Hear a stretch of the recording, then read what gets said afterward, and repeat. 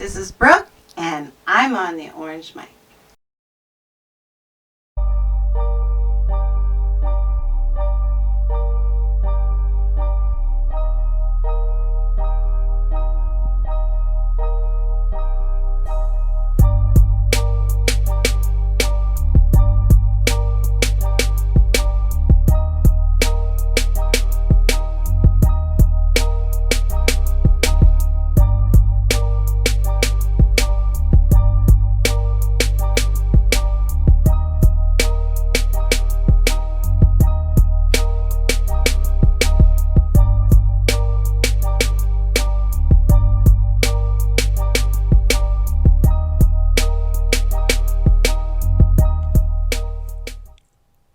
What's going on, everybody? How you doing out there? This, again, is Conversations on the Orange Mic. And we are here with another amazing show. Like I always promise you, we're going to be here talking with special guests, having conversations. That's conversations that are going to be provocative, informative, and even hilarious conversations. And today is nothing short of that.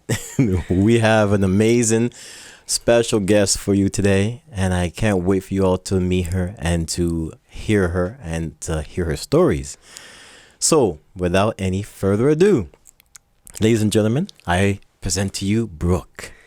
Not provocative, Lord. Oh, yes, it's going to be provocative. Why not? Lord. I mean, well, when I talk about food, I often feel like I'm talking about sex. So provocative is a good word. There you go, folks. I told you right off the bat. Wow, so grateful to have you on the show today. I am so blessed and so thankful to be here. Man, Brooke, this is like royalty in the show, like on the set. I can't tell you how great this is, everybody. I'm so happy. I'm blushing. Well, Brooke, let's tell the people who you are and let them know everything about you. Oh, gosh. How long do we have? Yeah, lots of time. We got lots of time. All right. Well, I'm Brooke. I am currently a chef.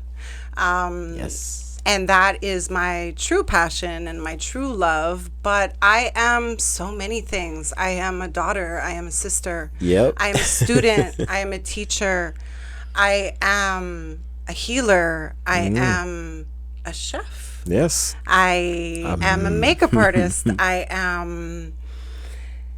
can do a few things. I can do a little massage. I can do a little waxing. I can do a little production. I can do a little, What do you want to talk about? Well, there's so much we could talk about.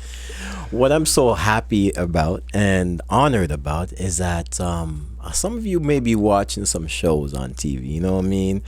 And about cooking and all that kind of stuff. And there's a specific show, and you got to be good to be on this show.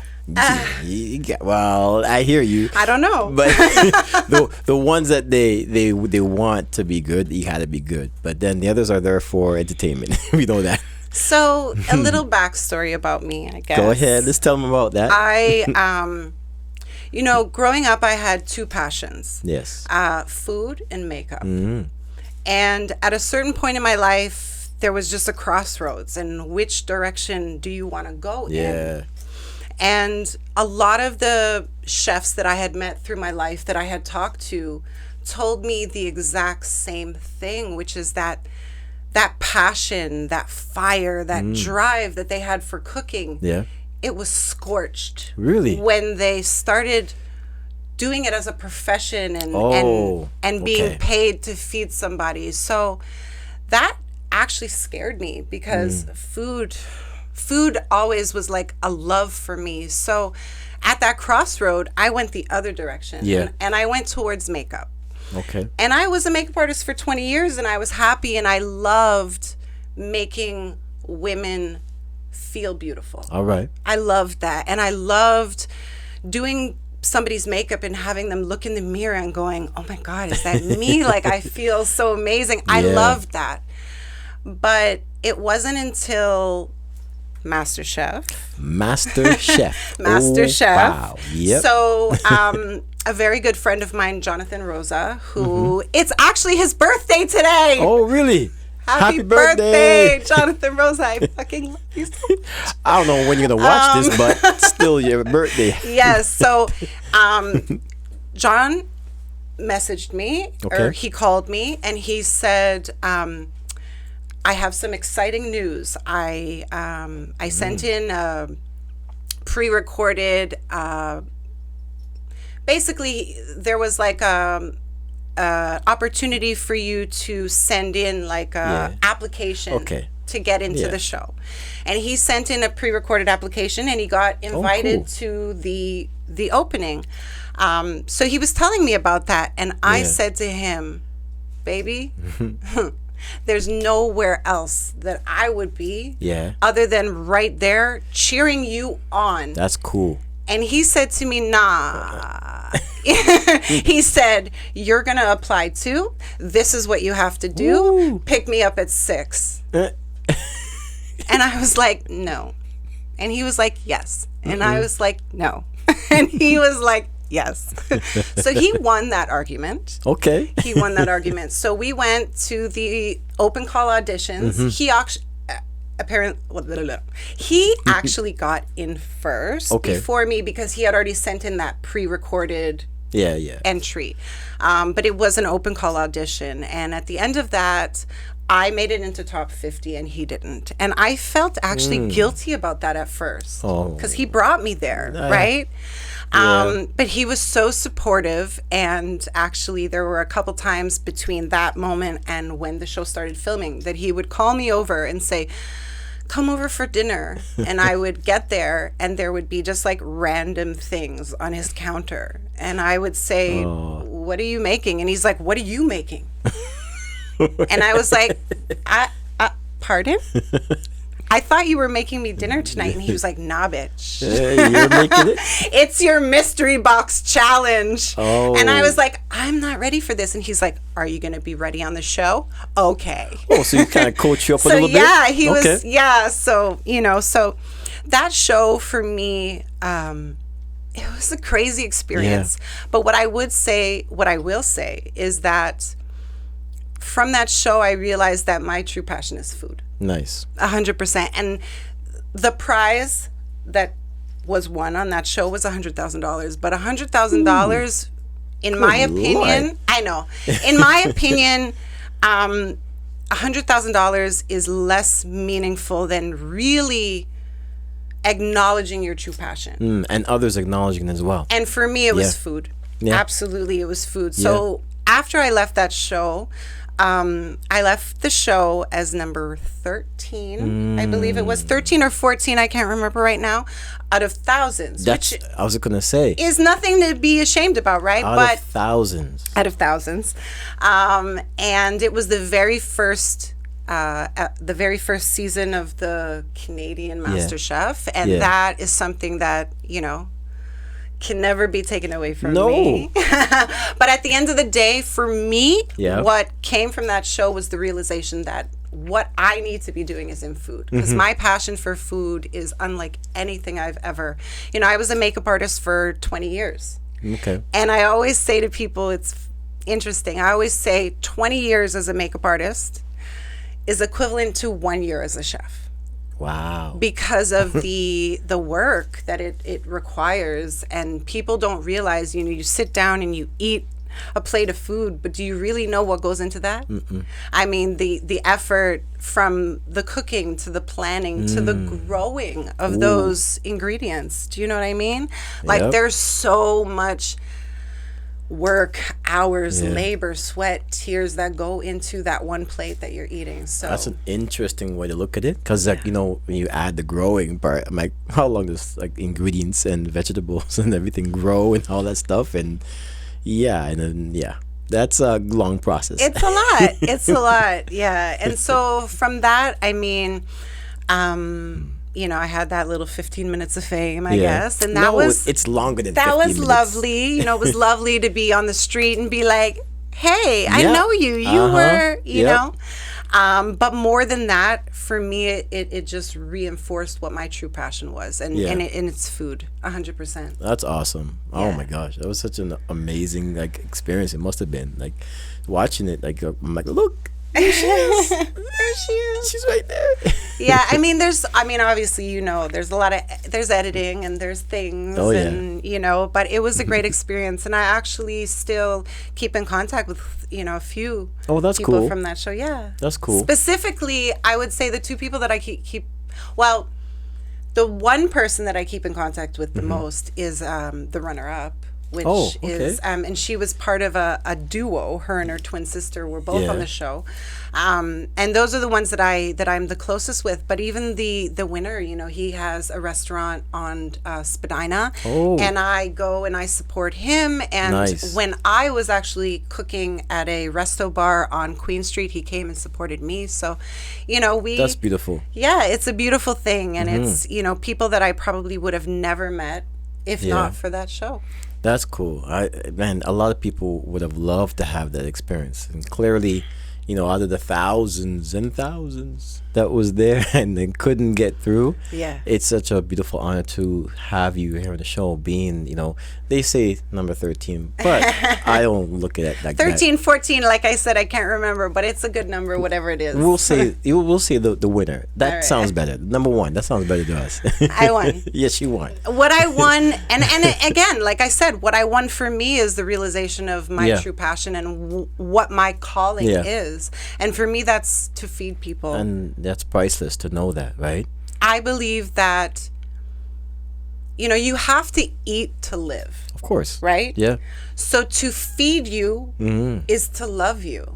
And when I cook for people, I mean, it sounds corny, but I put corny. My heart and soul on the plate every single time. Well, the other saying, like we have, the other Jamaicans or in the South or whatever, they will talk about, man, that was such good chicken that you put your foot in it.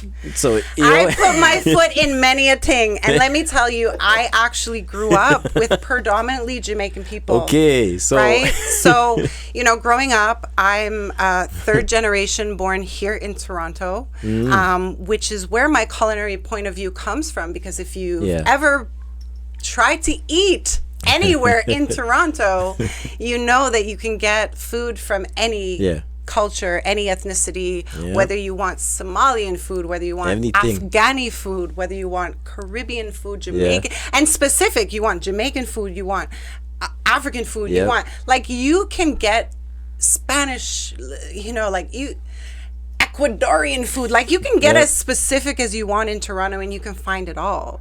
And so my culinary point of view is very, very reflective of that. But my comfort zone is Caribbean food, because I grew up around predominantly Caribbean people, and I absolutely loved my friends growing up. And I would, I'm Jewish Canadian, right? So all my other holidays were open, so Easter, Christmas, like all those things, I would go to my friend's house and I would have bun and cheese, and I would have all those things, right?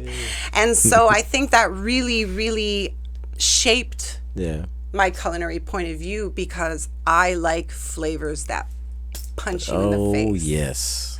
I mean, you want balance, for sure, you want balance, but I like those punch you in the face kind of, like, hello. What's the other line? It's me, your chicken. The fusion of flavors is popping in your face. Yes, pop, and just like activating all those taste buds, and that's my jam. Yeah, man, that's good.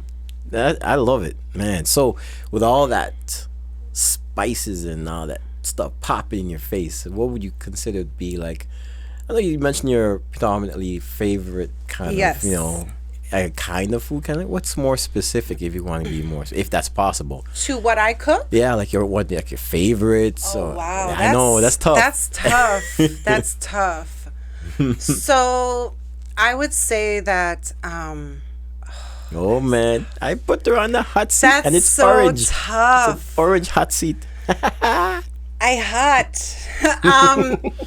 So I would say that, man, that's hard. I do a pretty exceptional jerk chicken mac and cheese. Oh, yes, man. I do of very tantalizing jerk wings. Oh, gosh. But you know what? Like, I understand. I'm hungry now. I know.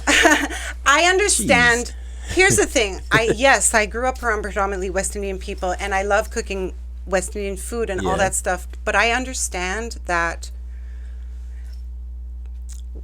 based on the way that I look, I get judged when I walk in a room. And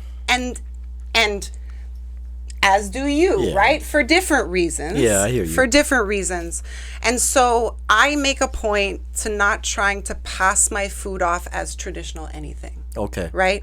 I am, at my core, a fusion chef, which means that I take flavors from all different ethnicities and I fuse them together. So my jerk is what I call like Canada meets Jamaica. It's equal parts of spicy, punch you in the face flavor, but I also put quite a bit of maple syrup in that. Yeah. So that's the Canadian, right? So it's that sweet, spicy, sticky, just goodness, you know? Did you bring some with you today for the show? I did not, but I know that you guys have maybe possibly tasted my food in the past before. That's why I'm asking. Because, my belly is screaming right now. Can't be talking about all this jerk chicken stuff and things and I have none. Oh my God, I made oxtail the other day. I could have brought some for you. Okay, all right. So just because of that now, we're going to go to commercial because we didn't get no oxtail today. So we're going to figure out how we can get some oxtail. So if we're going to go to commercial break, everybody, please stay tuned. I appreciate that. Yes, stay tuned. We're going to hear more from Brooke and talk about what Brooke is doing in the future and other amazing things. Stay tuned.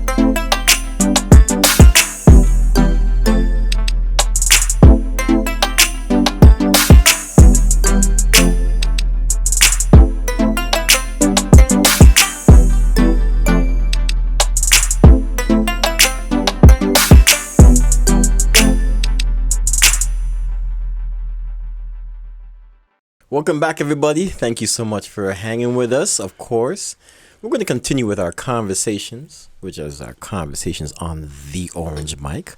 And today we have Brooke, of course, as our special guest, like we were saying before. And we were talking about food. So I'm sorry. We had to go to break. We had to figure it out. Man.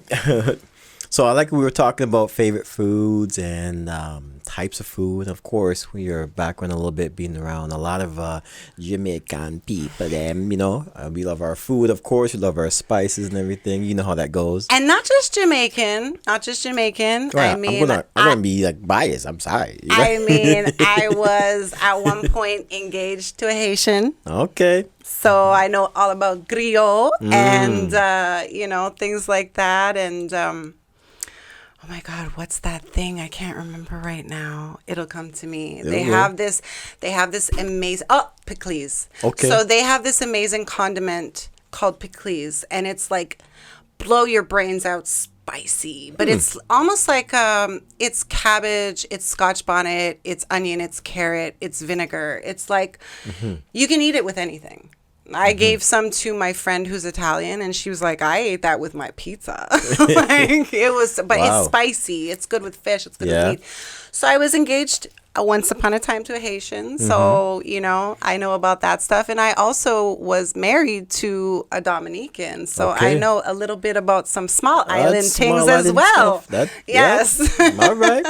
You know, some smaller island things it as well. goes around. It's okay. That's fine. Ain't nothing wrong with that. That's cool. But I love food, and I love ethnic food, and I love learning about food. And the beautiful thing, in my opinion, about food is you can never know everything. No. Like, you cannot know everything. Still, at 39 years, oh my God. At 39 years old. She said it. I said it. Pretend you didn't hear her. You know what? Women who look their age or older are the ones who don't want you to ask their age. But ask me my age. Ask me. Go ahead, tell them. It's all good. Ask me. You know, every year, about a week before my birthday, I get carded. I don't know what it is. And I'm like, okay. Thank you very much. I'm fine. Ask me my age. Yeah. So, anyways, but everybody, no, for me, how old do you really think she was? If she didn't tell you, how old do you think she really was? You know what I mean? Comments. Let us know. Yes, but you know, in my 39 years on this planet, you can never know everything. No. I'm still seeing produce that I've never seen before from other countries and other places in the world, and I'm still learning new combinations and new flavors. And I'm just. And even if you've known the ingredients, whatever, you may not have known the combination and what it comes up as. You know, that's why that whole fusion of food is really cool. You know what? As I just said the word, you know what? This is a little side thing, but you know what movie I really loved? I love animation. That was one of the things I did, you know, back in school. But this movie that Disney came out back in the day, Ratatouille. I love that movie. I don't know. I love that movie. I know the whole concept is like so strange and foreign. How a bunch of rats are going to be making my food and cooking in the chef. And you know, as a Caribbean person, like Caribbean people, they don't even eat at everybody's house. No. Okay? You have to know them for a certain amount of time before they'll even eat from your house. Jamaicans specific, because I grew up around mostly Jamaicans. Jamaicans specifically, don't invite them to a potluck. They're not eating at a potluck, okay?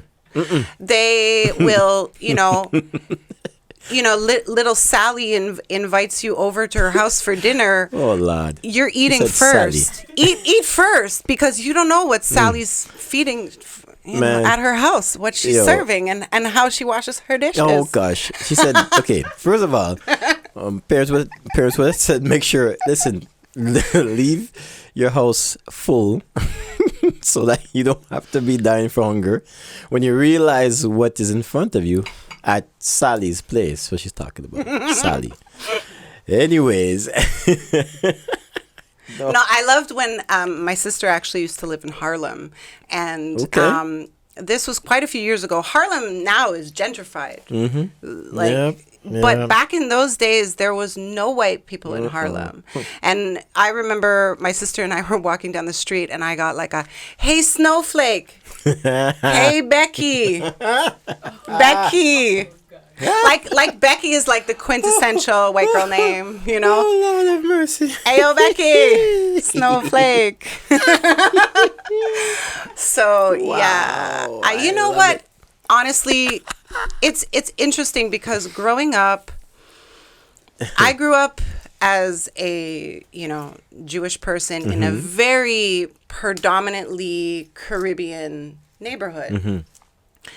And I'll tell you, even to this day, no shade on anybody else, but I feel so much more comfortable in a room of Black people than I feel in a room of Jewish people. Yeah. Because I was always judged by them. Wow. Because I wasn't Jewish enough. I wasn't white enough. I had Black friends. I liked reggae music, and I'm a lesbian. Oh my God. But there's levels of Judaism, right? So there's like ultra Orthodox, and then there's like, conservative reform. And so there is actually a rabbi at my synagogue that's gay. But overall, Wow. it's not very accepted. Same way, it's not very accepted in the Caribbean community. Yeah. You know what I mean? I just actually had a very interesting conversation with my sister about a very good friend of hers whose, son is gay, and he was just kind of dealing with some of, the feelings and the emotions of finding out that his son was gay and how to, I guess, internalize that. And, my sister was helping from whatever standpoint she could as the sister of a gay person. But, it's interesting that, we as a people want to be one, and we want to be accepted for whatever we are. And no matter where we come from, black, white, orange, orange, gay, straight, trans, whatever. It's funny. I was actually talking to someone the other day, back in the day, like when we were kids. Yeah. It was almost like that was the thing, to say like, oh, we don't see color, we treat everybody the same. And we thought that was the thing. Yeah. But what it is not we don't see color and we treat everybody the same. It's identifying those differences and those beautiful specific things to each and every color, creed, and ethnicity. Yeah. And still treating everybody the same. It's acknowledging the differences and still treating everybody the same. And, I was brought up that way, like to judge everybody by the energy, by to judge each person by how they treat you, what they show you, the energy, the attention, of each person, and I unfortunately, we know, because there's been a lot of upheaval in the environment lately, especially about all things race related, unfortunately the majority of the population doesn't judge people that way. Judges based on sight, judges based on color, judges based on X, Y, or Z, when I think that each and every person should be judged based on who they are, what they show you. So I meet you and I say, oh, I don't like you because you're a Gemini, or I don't like you because you're a videographer, whereas it's like same thing where people judge you based on your color, based on your religion, based on your background. And I think that each and every person should just be judged based on what they give you. You give me love, you give me attention, you give me understanding, you give me communication. We're good. I mean, we're good because you and I have that, we have that love. But I mean, in terms of like society, I feel like that's how it should be. We getting deep. They're getting deep. This is the power of the orange mic. We're getting deep, man. So you mentioned a little bit about your upbringing, and a little bit. I want to know if this is anything based on when you were younger, growing up in the home. Was there any type of experiences in the home that would be deemed as I will say, I don't want to use the word negative, but it's just that kind of, we all have ups and downs in our upbringing, that's for sure. But we all can say overall it worked out, everything was great overall, but there was some ups and downs here and there. What would that consider to be your ups and downs for in a home growing up when you were younger? I would say that my ups and downs were all self-inflicted because I was actually talking to someone recently about, growing up with love or survival. Okay, you know, like one of the two different, right? And I definitely was brought up with love. Like, I was supported, I was loved. I had, you know, my dad was not in the picture. I was about to say something rude, but I did not. But my stepfather is the most incredible man that I know in my life. And he came into my life when I was 2 years old, and he has been every way, shape, and form what you would classify or explain as a father. He has been there for me in so many ways, and in my whole life, if I ever, he has picked me up and built me up and supported me and saved me so many times. So I would say that any of my struggle growing up was self-inflicted. Wow. So I was a big girl. I was a chunky child. You know, and there's so much nowadays in the media about body image and loving your body and body positivity. And you go into, well, before COVID, when you could go into a store, you go into Sport Check, and now you see a plus size mannequin. And I'm like, yes. Yeah. Because I was in grade 7, so 12 years old, wearing a men's size 36 pants, y'all. Yeah. And at that time, I can imagine, but I can't imagine. At that time, the what was in the media as the goal was Kate Moss. Was that what they called at that time heroin chic, which was 80 pounds, skinny, no breasts, looking like you could see the ribs and everything. And so when I was growing up as an overweight child, what the ideal media body was so far removed from what I was that I spent so much of my life hating myself. No matter how skinny I got, I thought, I'm not good enough, I'm not skinny enough, I'm not pretty enough. Yeah. You know, and there's so many, honestly, I could right now sit here and name so many. There's so many people right now that I follow on Instagram that are all about selfless, shameless self-love. Like, no matter what, love yourself. You're this size, you're that size, you're that size, you're that. So love yourself. So I feel like body image was a thing for me growing up. And then, you know, when I got into high school, it was drugs. And I got really into drugs. I got really into drugs. Oh, my. You know, and so any of the, like I said, I can say that any of the hardships or the struggles that I had growing up were self-inflicted. Yeah. You know, I hated myself because I didn't feel good enough, or, you know, I turned to this whole, you know, drug thing, you know.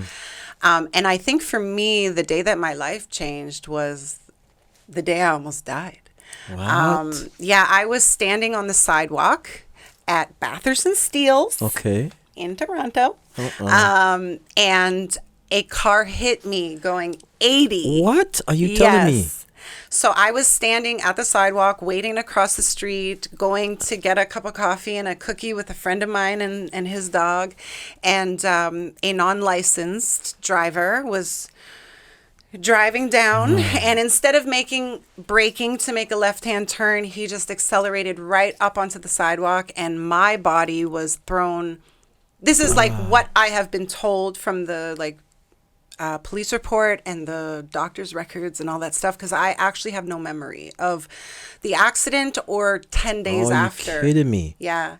I believe that, I mean, who knows? But I feel like when things are that difficult, your mind just protects you from it. And so I really... That's an interesting way to put it. Yeah. I have no recollection of the accident or 10 days after. My next clear memory, like there's bits and pieces, like there's little snippets. I remember my grandma coming And every single day, it was like that movie Groundhog's Day, where I was like, hey, Grandma, thank you so much for coming. And she was like, I was here yesterday, you know? No. And I was like, the next day, I was like, oh my God, Grandma, I'm so happy to see you. And she was like, I've been here 3 days in a row, you know? Wow. So I have snippets of memory. Like, I remember them teaching me how to, like, hop up the stairs with one leg and my crutch because they said I couldn't go home till that happened. What? Yeah, yeah. So you saying that this process, first of all, the accident's horrible. I'm so sorry that happened. Thank you. Like learning to walk again, is that what you're trying to say? That had to happen? Absolutely. I honestly and truly believe that. Oh my gosh. That this accident saved my life. Wow. Because before this accident, I was a heroin addict. Like, let's not mince words. I was a heroin addict. Like, I wasn't out on the street shooting up. No. You know, I had a job. I had a home. You would look at me and you wouldn't know. Like, I had a career, but I also had this big secret. And, you know, I was married at one time, and my ex-wife used to get so upset. She used to get so upset when I would tell people that. And I said to her, you know, only 8% of heroin addicts ever clean up and stay clean. Oh, what? And for me to be I never part heard of that before. 8, Yeah. like not 80, like 8. 8. 8. Just 8. 8, just 8. So for me to be part of that 8%, I am not ashamed to share my story. Wow. Of course. This could probably help somebody. I really hope that Absolutely. because of hearing this. I'm not ashamed to share my story. And even when I was on MasterChef, I talked about it. They never aired that because MasterChef Canada is on CTV, which is a family network. And they never shared any of that story. But the reason why I'm so open about it and the reason why I'm not ashamed to talk about it is because I feel like if even one, I'm going to get emotional, Kurt. If even one person is sitting on their couch, Yeah. right? Yeah. And they're a drug addict and they're going through hard times Yeah. and they're living that life and they see me and they think to themselves, there's something on that other side. Definitely. And it's positive. And it's possible and it's positive. Yeah. Then I'll share my story. Talk about it. That's the beauty of what we're doing here. This is what I really Absolutely. hope someone is able to hear this story. Guys, he put this tissue here for me because he already knew. I felt it. I felt it. So I really hope that this is reaching somebody. I really do. This is important. Wow. That's a lot to go through. It's a lot to go through. It's a lot. Knowing a lot and dealing with people and they're going through substance abuse and anything like that, the stories that come out of them, they're dealing with, some don't have a positive outcome, and that's what really hurts me. But then we celebrate so hard and with such strong intention when there's positive stories and there's success stories, as you're telling us. You're a living proof. And that's what is important to what we're trying to show you all, that whatever you think you're going through, it happens to everybody. There's many things that can happen, and you're not the only one. That's the worst thing, when people think that they're the only one. Absolutely. And you that's know, why it's glad that they can hear this. I often don't talk about this because, you know, there's a very, like, I don't know if this is a Jamaican saying, but I know it's a small island saying, because my ex-wife used to say it all the time. And she used to say, like, what you do with your left hand, your right hand should never know about. Don't look, yeah. Right? Which means that if you're out there giving to homeless people, you don't need to be posting on your Facebook about, look what I did. You know what I mean? The boasting stuff. But since we're talking about this right now, on a connection point of, like, I've been there, I know what you're going through, there's There's hope. Tell them. You know, Tell them. when I'm approached on the street by a panhandler, we all know. They say, "Can I get $5 for food?" Ain't nobody buying food. Yeah. Unfortunately, a lot of the time they're asking for money to support their drug habit. Yeah. It's sad, but it is true. Yeah. I'm not saying every single case. No, I get it. For sure. It's true. And I will give. But I will also pull my car over and get out and have a conversation. Yeah. That's because cool. I want them to know that I may not have been where they've been in terms of like asking for money on the street. Yeah. But in terms of being controlled by a substance. Wow. Waking up every day and your main focus is how am I going to get what I need today to function in life. I've been there. Yeah. And so, and I want them to look at me and go, fuck. She's been where I've been, but look where she is.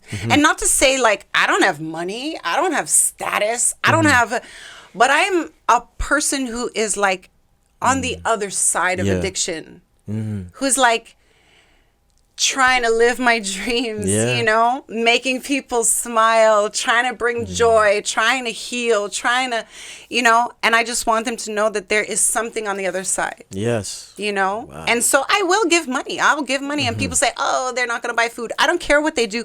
Yeah. You know, when you give, your karma's good. Like you give, your intention of giving is good. You cannot control what someone does with that. So you can't say, oh, I'm not going to give because they're going to buy drugs. Listen, I'm giving. And for me, that's where it ends. What you do with that is your business. But I just also want to impart some knowledge. Yeah. You know, That's a little good. bit of compassion. That's good. That's good. Right. I remember the other day I was at I went to go get some. I was getting some patties for the fam. You know, my boxes of patties, and I actually saw. I need to pause you. Where did you go? I need because to know. I said patties, eh? Yeah. All right. I need to know where you bought patties. It's actually a spot in Oshawa called City Patties, and I'm gonna give them a shout out. City Patties, what's up? Don't forget, I gotta come there and see you guys and do a show there. Right, City Patties, I was there. You know, it's like when people say, "Oh, you know, I just was cooking dinner," and I'm like, "Where? You know who you're talking to? Like, do not leave the food details out. It's me." I'm sorry, I'm talking to a master chef here. I have to make sure I give the details. You know, so I was actually City Patty. Okay, I'm gonna like first time in Oshawa. I'm gonna check them out. City Patties, and I was getting some hot and spicy patties and ackee and saltfish. All right. So and that's ackee and saltfish patties. Okay. Yeah, man. All right. So I was gonna go and get that, but then I saw a gentleman that was sitting out front of the restaurant, and normally I like to, like, you know, give food if I can. I was actually about to go somewhere after that, and I knew my time was limited, but I could not walk by this gentleman without asking. So I asked him, "Hey, how you doing?" And I talked to him, and he was like, you know, he was barely kind of moving, and I can tell he was hungry. And I asked him, "Have you eaten today?" Just wanted to hear what he would say. Right. And he was struggling to say no. He didn't even actually voice it. He was just trying to shake his head no, and he put his head down. Like he was ashamed. And that hurt me. And I know, because whether he's putting on a show or not, right? You can tell sometimes when it's genuine, right? So in this case, I was able to I felt it was genuine, that he was really hungry. And I decided to go and say, "Okay, I'll be right back." And I got what we had to get for the family, and I got some patties for him and some cocoa bread, and gave him a drink, and just gave it to him. And the way his eyes and his whole body and everything lit up, and he was trying to, like, he wanted to get up to thank me, and I was like, no, that's okay. Here you go. And he was so grateful and was saying thank you, and then he started to try and voice it, and then he was like, it touched my heart. And And then I'm about to drive off, and then he's like, he's so excited. He couldn't stop waving and smiling and waving and smiling as he's like chomping down. Because you got him West Indian food. He got some spicy patty that made him happy. You didn't get him no McDonald's. No. Just because you're hungry doesn't mean you should eat bullshit. Exactly. Oh my gosh, that could be a whole. We're gonna do another show about that alone. Yeah. Oh man. So, about the whole situation, about when you see people, like, we don't know what they're going through, and predominantly in that area where I was, there's some issues with homelessness, and there's some substance abuse issues, and it happens, and it's to a point where it could be a problem where they have to have people coming on the street to kind of help them to get off the street, and it's not that easy, obviously, right? So, I seen it, and a lot of people want to judge or prejudge, but it's good that if you're able to try to help them, like you said, have a conversation, which is kind of cool, which is really, they can get to reach them and allow them to realize, hey, they're not just the bottom of the barrel. Someone else wants to talk to me. That can uplift them in itself.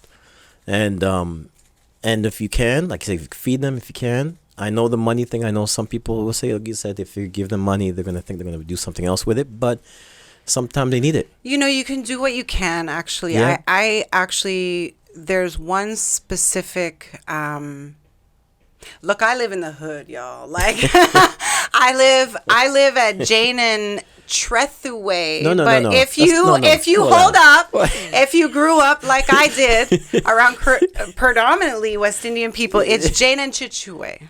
Yes, so the funny story is, when I first moved there, I didn't have my car yet. This was many, many years ago. I've owned my house for about 10 years. Yeah. So I was on the bus, and I was with my best Judy, my BFF for life, my boo thing, Jamila, and we've literally been friends since grade 9. All right. And we are the same person with different skin colors. And she's Jamaican. And she, big up. And we were on the bus, and that was really at the beginning of when the bus changed, and they had those automated where they said, you are at Lawrence, you are at, Yeah. So the bus said,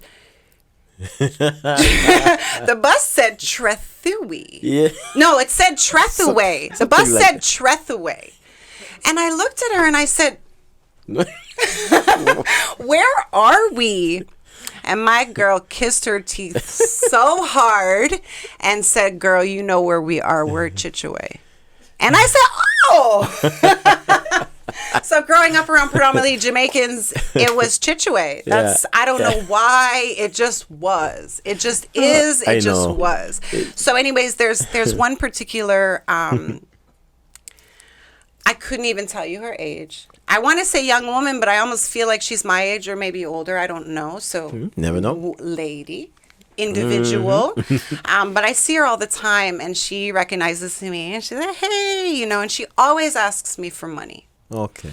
And sometimes I have, and sometimes I don't. Like, let's be real. I'm a chef, and the food industry has been hit hard. Oh. Like, I have worked twice this year. So sometimes I have change in my car, and I'll give it to her, and sometimes I don't.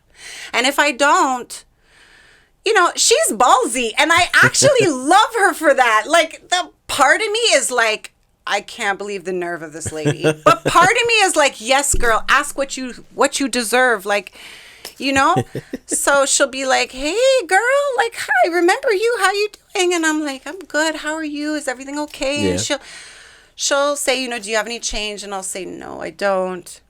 And I'm going into the grocery store, and she'll straight up be like, can you buy me a bottle of Coke? And I will. Number one, because it's a bottle of Coke. It's fucking $2. Excuse me. Can I swear? I don't know. It's $2, right? So I might not have change on me, but I can spare $2, right? There's been times where I've been like, oh, here's the change in my car. It's $1.50. And she's been like, do you have $5? And I've been like, no, bitch, I don't. But I appreciate she's ballsy, but I appreciate it. You know what? Just because you are going through tough times, ask for what you deserve. Yeah. This is a lesson for you. Yeah. This is a lesson for me. This is a lesson for everybody. Ask for what you deserve and never shortchange yourself. So just because you're homeless or you're a drug addict or you're having a hard time, you're on the street and you need to panhandle, like whatever, you're not nothing. You know what I mean? You're still a beautiful, whole, perfect human being. You're just going through tough times. Ask for what you deserve. You want $5, girl? She asks me for $5. Yeah. And I may or may not have it, but I will always do what I can for her. And if I'm going in the grocery store and I can buy her a big 2-liter bottle of pop, I will. I will. I like that. I like that whole thing, because that could be taken in so many ways. You know, you can just do the mediocre stuff and just take whatever, or you can start saying, you know what, I demand more and I want this and I need this, and you start asking your worth, and hey, take it for whatever that's worth. You can really take that in different ways. I that kind of gives me a concept about what we were talking about earlier on, about, so she was being so bold and asking for what, you know, what she wants at the time and being assertive.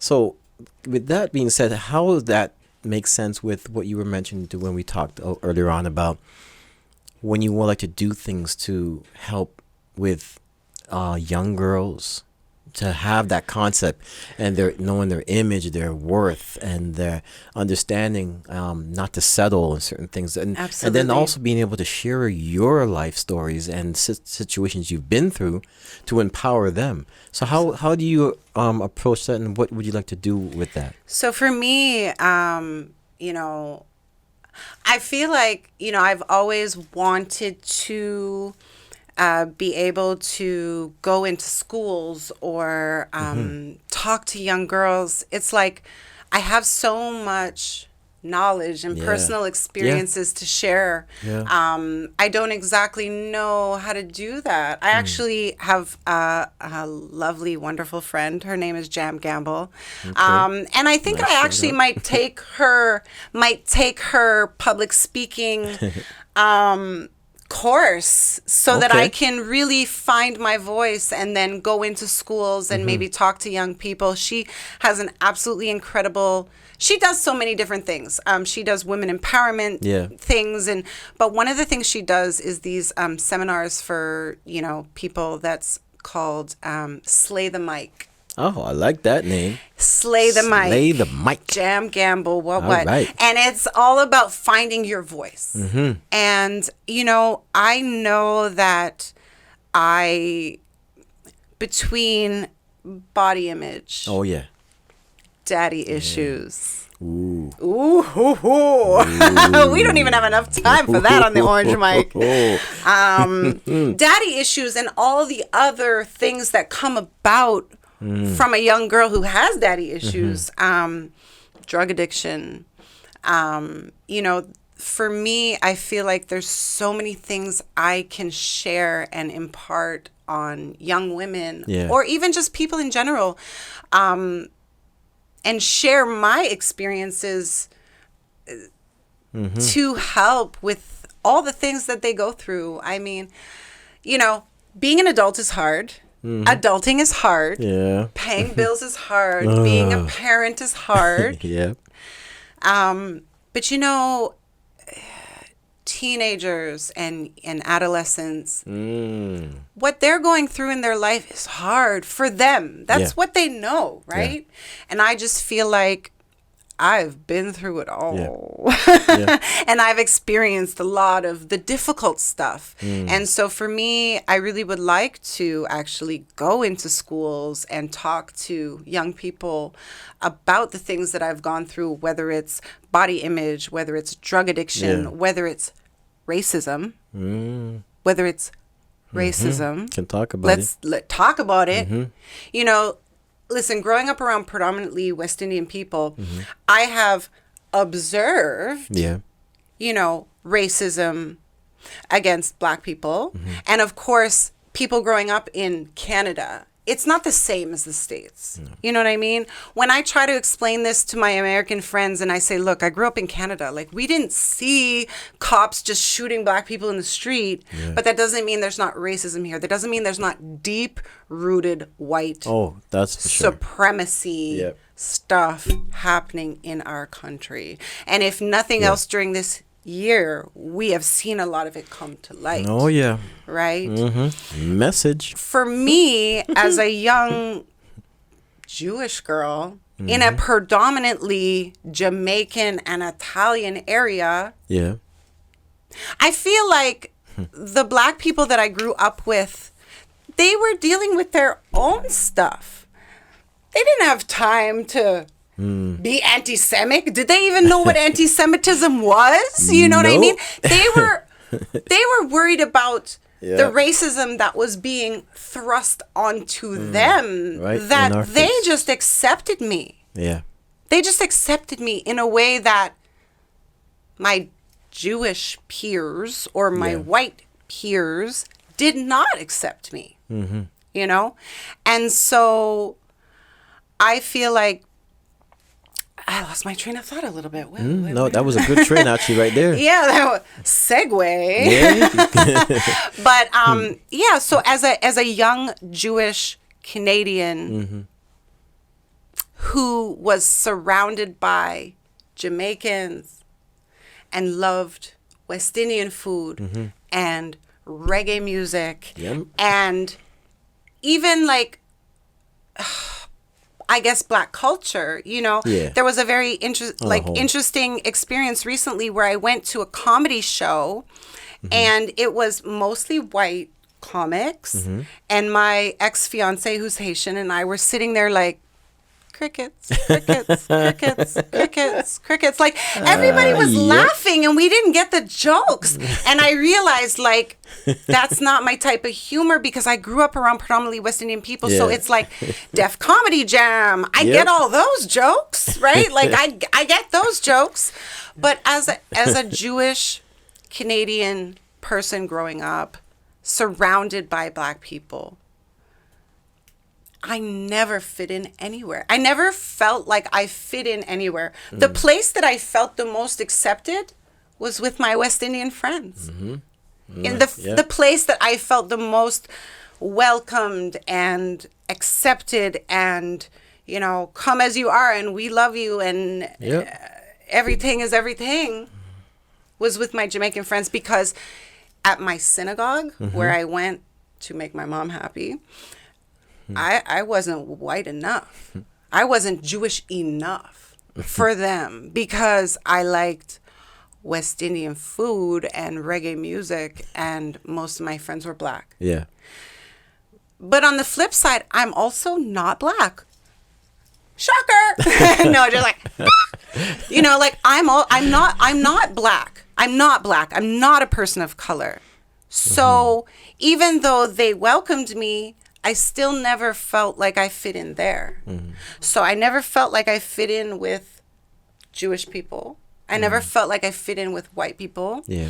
And as much as they loved and accepted me, I never really fit in or felt like I fit in with I can understand black people. So as much as, you know, we talk about what's going on in the world right now, and at the end of the day, I will never understand your lived experience as a black man. I'll never understand the experience of walking into a store and somebody following you around simply because of the color of your skin. But I really can relate. Yeah. I can relate and my empathy is so strong. Yeah. And that's why, you know, you talk about being an ally. Like, I wish there was a word that was more than ally, because that's me, you know. I'm there, I'm in it, I want to be, you know, like I just feel like, you know, it's corny as shit, but I was raised to judge each and every person I come in contact with by their actions and their attributes and their energy and the way they treat me. And it is so corny. But I would, you know, if we all could be that way, Imagine what kind of world we would live in. Hey, we've been saying that for so long. I mean, Yep. Imagine. I feel like we need to like hold hands and sing Kumbaya right now. Let's go outside and make a bonfire and be like, yep. I want to get there. And, sometimes when you say things like that, people are like, oh, well, that's so far off and that's just da-da-da-da. Yeah.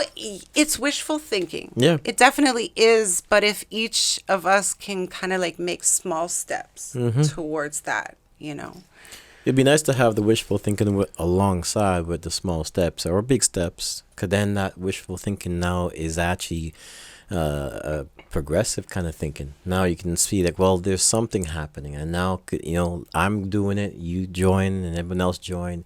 It becomes, like I said, progressive as opposed to just wishful thinking and just go right back into the same situation. Yeah. Like you try to do what you can, and we doing this is doing a big thing of doing what we can because we're talking about it. Absolutely. And for those of you, and you're looking and you see me sitting here and you see her, you're looking at, there's a contrast. And now, by hearing what we're talking about, you're going, that's even more of a contrast. It's probably messing with their psyche.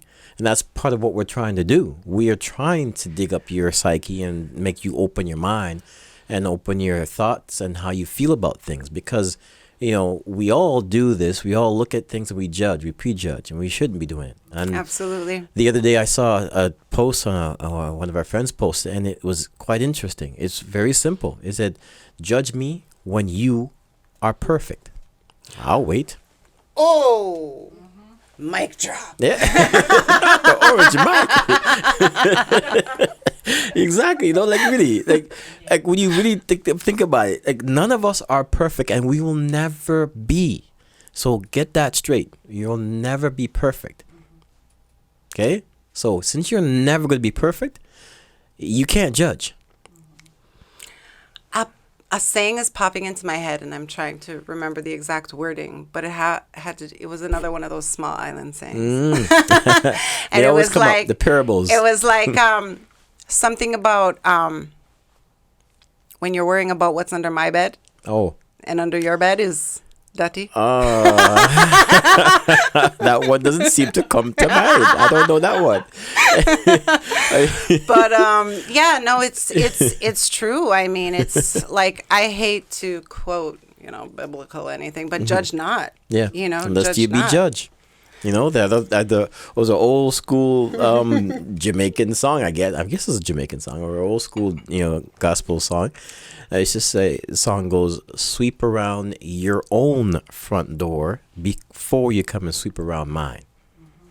And that was a famous song, man. So that makes a lot of sense. Find your broom and go sweep around your own front yard. As a matter of fact, sweep your entire house.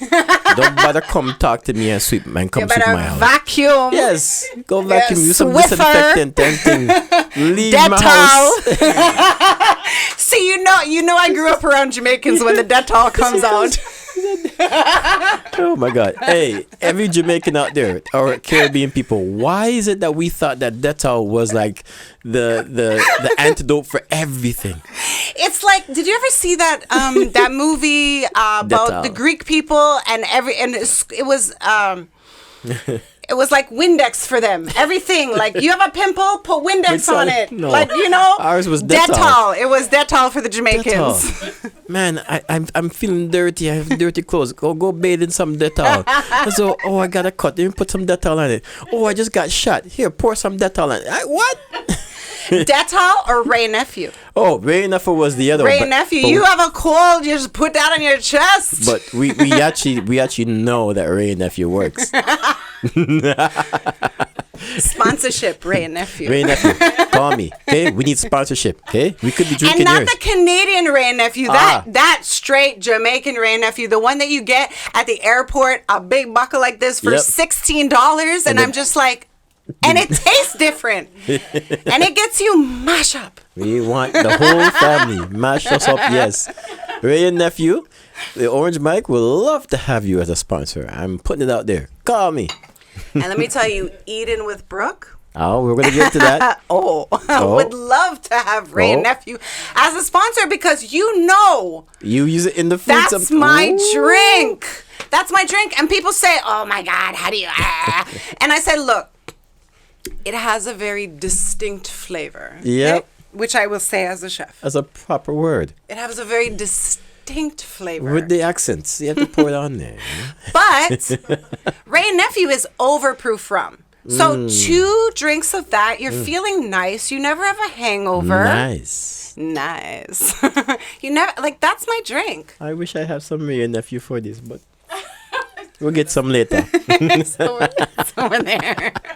It came with me. Oh, that is for the after And party. I just accidentally cheers the mic. So See, cheers, see? When you think about and talk about Ray and Nephew, make you do anything. Bump up in anything, see? Oh, one man. thing you cannot do with Ray and Nephew is take a shot. I would not recommend this for the viewers at home. Do not take a shot of Ray and Nephew. Don't do it. Don't do it. It's gross. The first thing I'm doing right after this is taking a shot. Hey, I used to tell people this. For me, it was actually, and I know my mom watching. Mommy, hi. Hi, Mommy. When I used to get a cold, you On put your the chest, and you put it in your hand, and you're like, and that whiff go right through you. It starts smell your sinus clear. One shot. Trust me, Mix it with some juice. Jamila's auntie, she was feeling sick. Auntie had the special from Jamaica Ray and Nephew, Okay. because it's different than the one Yeah. you get at the LCBO here in Toronto. The from Jamaican Ray and Nephew, and she said, take 2 shots of this and rub some on your chest. You'll be all right. And take a hot shower. Jamila says she woke up sweat. Bed wet up. And then she was fine. That's she was it. good. Cold, Yep. finished. Hey, I'll go as far as saying, what I say, the vaccine is in the Ray and Nephew. Listen, shoot me up with some Ray and Nephew. There it is. I would feel much more comfortable. Yep. Ray and Nephew has been around for many more years than the COVID vaccine. It's been proven several times. So I would advise everybody, try it. Actually, I saw some really cute memes when all this craziness was coming out. Oh, man. About like ways to kill COVID. Yeah. Ray and Nephew. Yeah. And it's true. Honestly, clear Or like your people sinus. like putting like a spray bottle in the Ray and Nephew. Like That's- I couldn't find any Clorox. Yeah. The next best thing. Or the best thing. Trust me. Man, this is fun. I really enjoyed this time.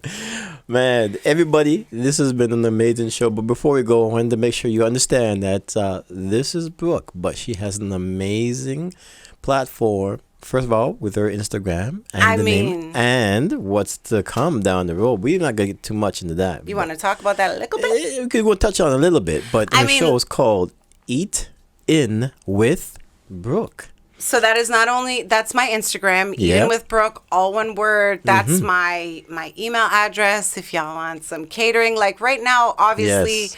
Let them know. what I did before is like almost not able to be done right now. Like I used to do private dinner parties at people's homes. Yeah. So it was generally people gathering together of more than 10, more than 5, more than what's in your household. And I would cook, but I also did like corporate catering. Yeah. All kinds of things. Oh, squeaky voice. All kinds of things. It's the rum. See? All kinds of things. So yeah, I used to do all kinds of things in terms of corporate catering, private dinner parties in people's homes. I also did organic meal prep at one time. And to be honest with you, at the beginning of this pandemic, a lot of people, a lot of chefs that I know in the food industry, they turn to contactless meal delivery, which I could have done very easily because I used to do organic meal prep back in the day where I would cook, package, portion, and deliver organic meals, whether you were trying to put on weight, lose weight, bulk up, or whether you just had a really busy life and you just didn't have the time to cook for yourself. What I would do back in that time, I've done so many things. Yeah. What I used to do back in that time is I called it boutique catering in the sense that I like that. every client that I had, I would have a moment to speak to them and find out what are your goals, what are your dietary restrictions, and what do you like? Do you like bold flavors? Do you like spicy food? Do you like fish? Do you like and I would create meal plans specific to each of my clients that fit their oh my god, sorry.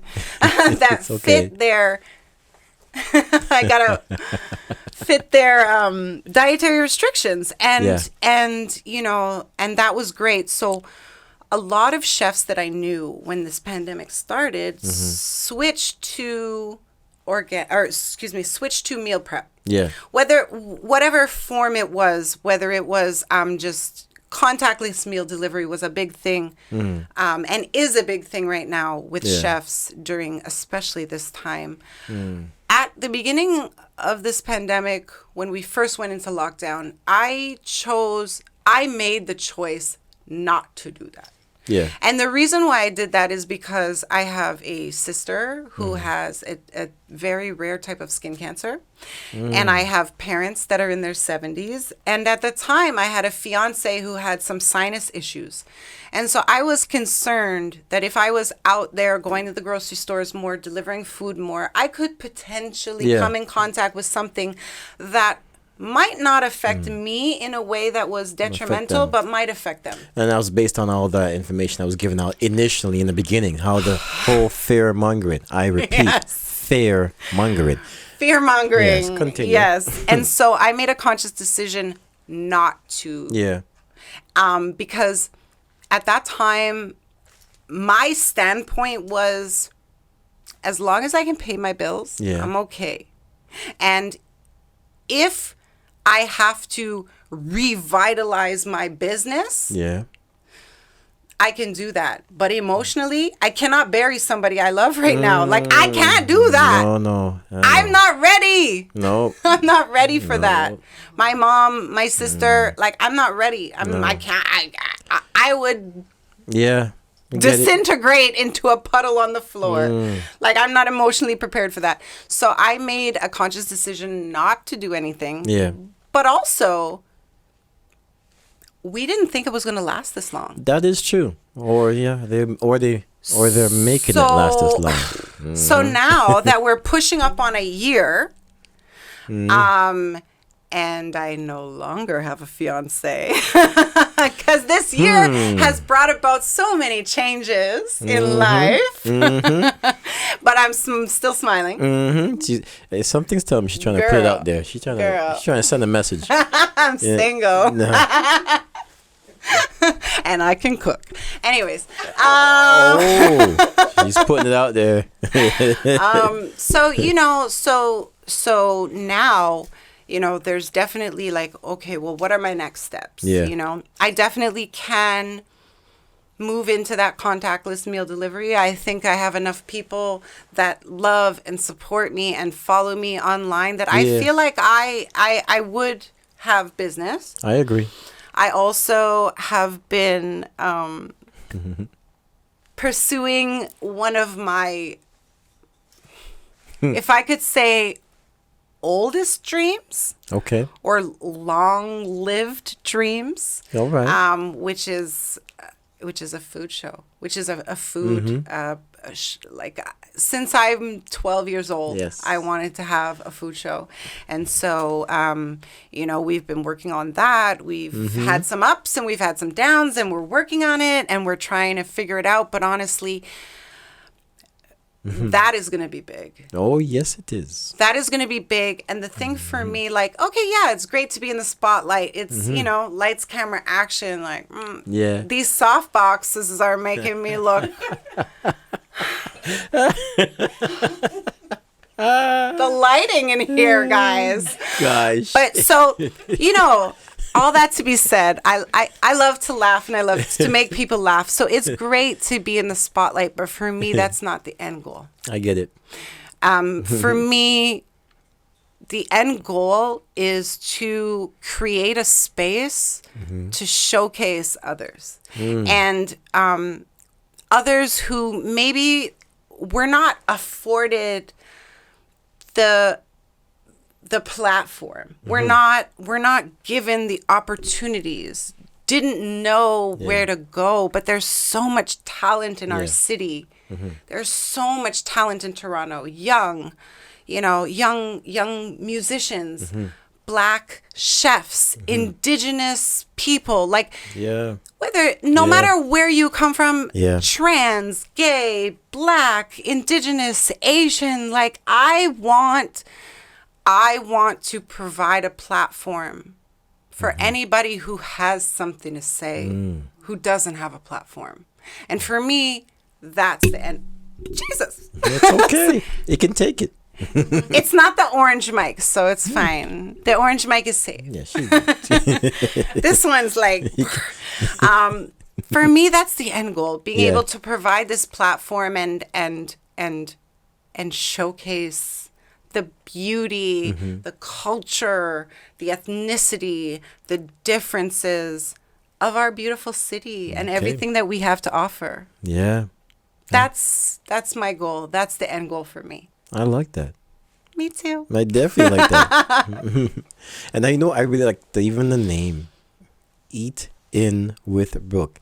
If you say it fast, you're like eating with Brooke. Eating with Brooke. You know, it could be I'm eating with Brooke, or you're eating in with Brooke. It's all those ways. I just love it. I don't know. I just like it. Well, that's the thing, like, I mean, it's literally always been my handle and my brand. Good. But thinking about it, it could reflect growing up in the hood. Oh, so eating with Brooke. Yeah, eating. But it also is, during this pandemic, right? So originally when I came up with the name, it's because I was doing private dinner parties at people's homes. So that's what we were doing. Oh. We were eating in with Brooke. Yeah. So rather than you having to find a babysitter, drive to the restaurant, pay for parking. If you have to, you're charged like a 300% markup on your alcohol at restaurants and all those things. I would come to your home and I would create the most exquisite, Lord. I either need to stop talking with my hands or it's okay. It's okay. So I would create the most exquisite 5-star fine dining, I like that. Experience at your home where you don't have to worry about parking, driving, babysitter, any of those things. And you can still experience the same quality of food that you would get in the most expensive restaurant in Toronto. That's what I wanted to provide. And so that's where the name came about. Eat in with Brooke. It was like, why eat out? When you can eat. When you can eat in with Brooke. But also I must tell you that there was a comedian on the show with me when I was on MasterChef. First season of MasterChef, there was a very funny comedian named Ben Miner, and he was making jokes about my sexuality, and he was like, "Oh, you know what?" Because I didn't have Twitter when I was on MasterChef, and they said, you need a Twitter. You need to start a Twitter. And I was like, okay, what should it be? And Ben Miner was like, well, maybe it should be eating out with Brooke, get it? Ha, ha, ha, ha, ha, ha. And I love a good sexual innuendo. Don't get me wrong. I love a good sexual innuendo, but I like when it's a little bit more suggestive and less in your face. And then on top of that, the amount of characters that would involve was too much for Twitter. Okay. So I was like, how can I work this? How can I work it so it's less vulgar? Yeah. And a little bit more cute and it fits. Yeah. And so that's how Eating with Brooke came about. I like it. Yeah. It's perfect. It's what I like. It's something that probably you'll see everywhere. And that's part of the uniqueness of it. I like it. Yeah, we eat in. Well, with Brooke. With Brooke. Just leave the rest in the Yeah. The blank spots. Yeah, that's well, you determine what the rest should be. It's sensual. Okay. My food is sensual. Oh, It's not sexual. that's like that could be a slogan right, Right? there. Or honestly. You know, if food is an experience. Oh yeah. I find when I'm talking about food a lot of times, like you could Yeah. turn the sound off and based on like my facial expressions and my energy, think that I'm talking about sex. Like food should give you those feelings. And, you know, for me, you know, I love lawyers, for example, because they have to put in so much work and so much dedication into what they do before they see any results. True. Right? If they get it. It's like a garden. You plant the seeds and you water and you wait and Yeah. you water and you wait and you water and you wait and you hope. Right? But for me, Yeah. I get that immediate gratification. When people put my food in their mouth, I'm in the next room like, because you hear those, oh my God, yes, this is so good. That's my high. That's my drug now. That's my drug now. Man. You know, hearing that, like, oh my God, your food good. is so amazing. Oh my God, it's so That's good. good. I get a high from that. I like how that segue, you know, you can switch it. You can create a new high. Yes. And this is actually better because you're doing more than just you know, getting the high. Everyone else is feeling it too. And they're eating it and they're feeling it, all that goodness in their taste buds. All of it. Lot of mercy. Oh gosh, you gonna do this to me again? We're going to go. I mean, you had so. Oh yeah. So Oh yeah. Kirk tried a couple things Yeah. of mine, but the one that I think I'm the most proud of is the vegan shepherd's pie. Oh God. Okay, hold on. And I'll tell you why. Because that vegan shepherd's pie, if I'm not mistaken, tastes like oxtail. I mean, taste like. First of all, you heard she said vegan. Okay? Shepherd. Oh, say, pie. wait. So the one that I made for you, we can't call vegan because we did use a little bit of butter and a little bit of cream Okay. in the mashed potatoes. So if I was doing it completely vegan, Yeah. I would use coconut butter and I would use a little bit of like I prefer oat milk Yeah. over like almond milk. Yeah. But because that one, you know, you're not vegan, I'm not vegan. So I did put a little bit of butter and cream in the mashed potatoes. So we can't Yeah. call it vegan. It's actually vegetarian. But normally, Okay. normally when I do All it right. for my clients that are vegan, I do like dairy-free butter and vegan everything. But yes, That was so please good. continue to It talk was about so- my food. It was so good. Listen, cause so that was a day we were doing some work with Eating with Brooke, her show, and then we were doing our packing up because we had to, like, you know, take our equipment and get back home. And she was nice. She said, "Here you go. Here, you guys take some." I'm like, "Oh, this is good." Now, to be honest, we were actually doing some changes in our diet, that we're doing a little more vegetarian or more vegan kind of items in our diet. All right. And just, you know, I hearing- didn't even know that actually at the Yeah, time. So exactly, which is All right. more in oh, amazing.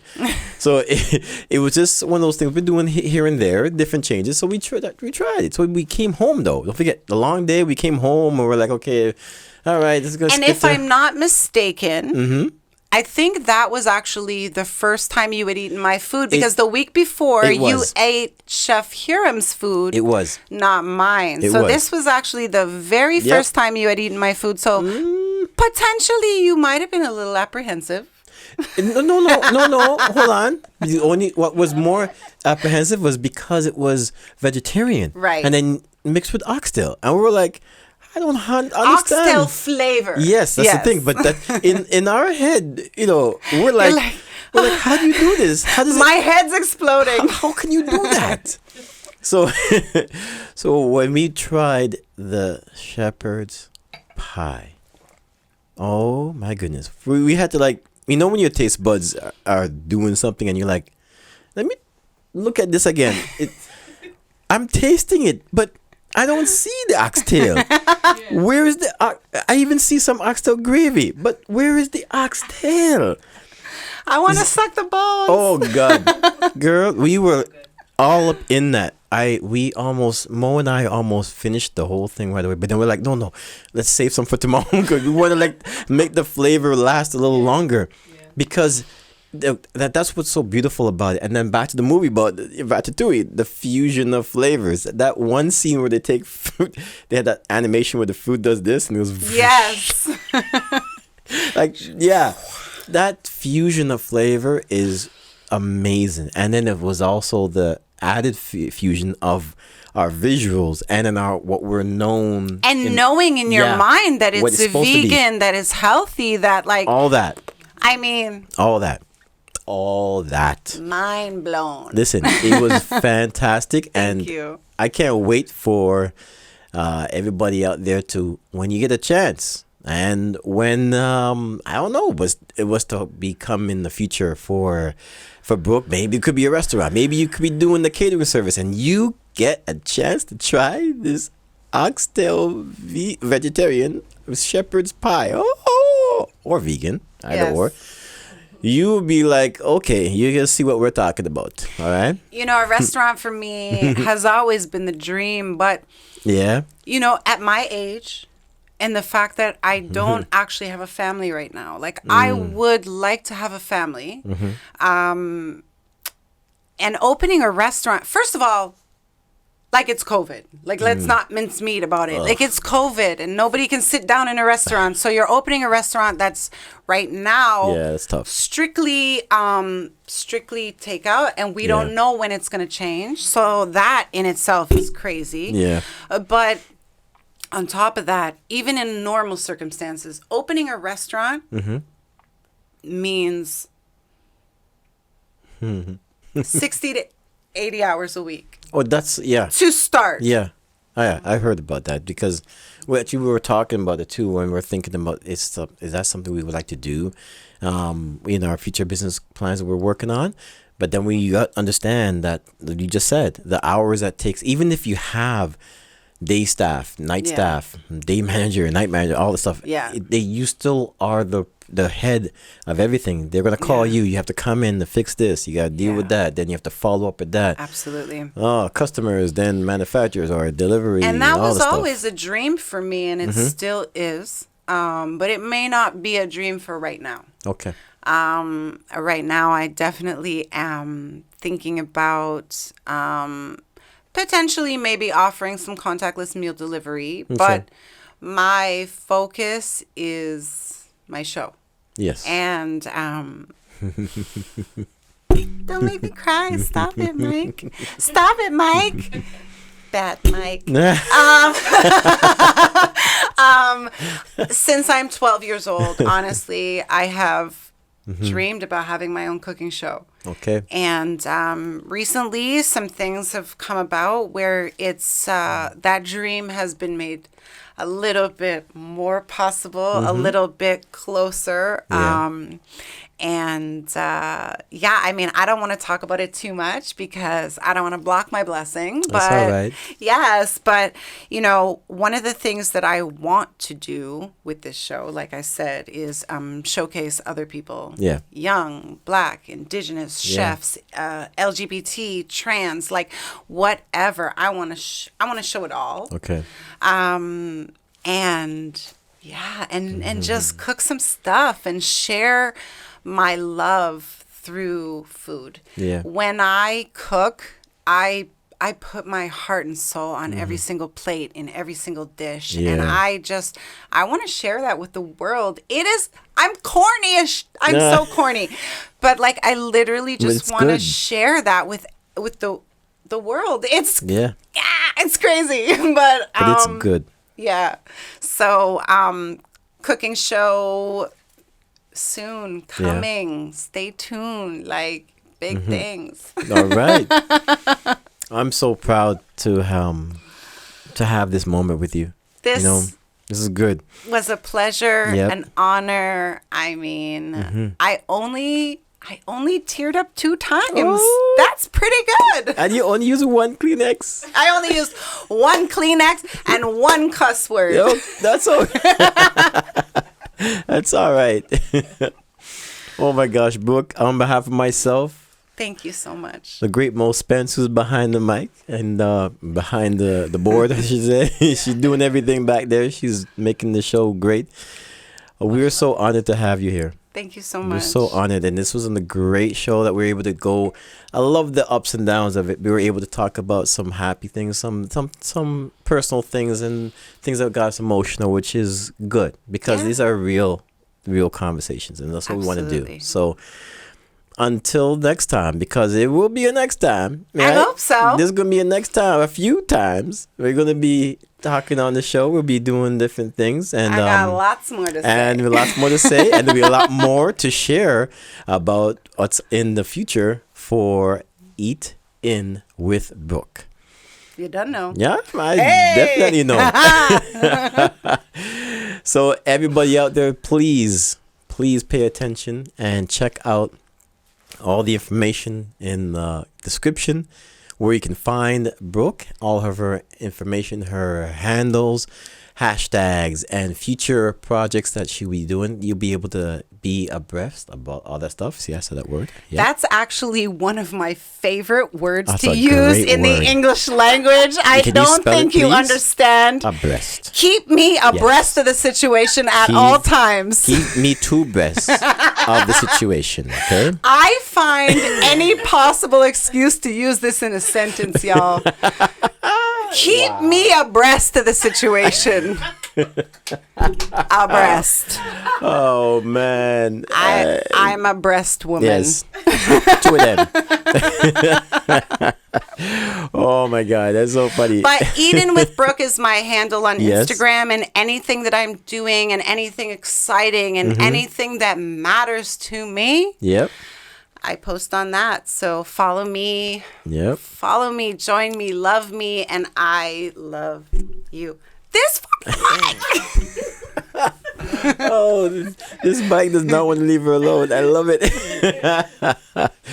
Well, you heard it first, everybody. She told you. Make sure you follow her on Instagram, and then any other information we will have there for her. And you gotta follow her and hit her up and send her a message. Let her know how great that you loved watching her and hearing her on this show today.